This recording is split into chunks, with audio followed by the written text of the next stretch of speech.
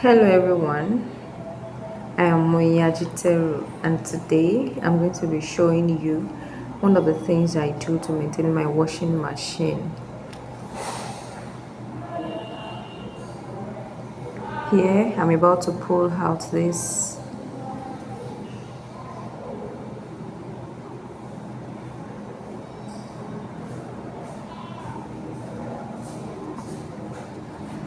and then flip it to the other side so as to remove the dirt that's been clogged inside the net.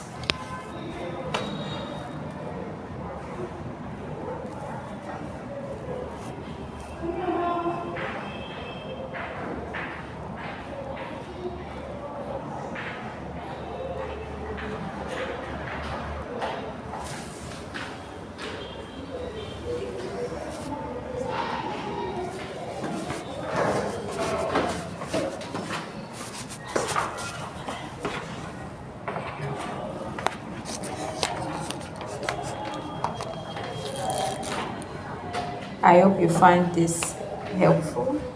Don't forget to like the video and subscribe if you are yet to do so. Also click on the bell button to notify you when next I drop a video. Thank you so much for watching. Bye.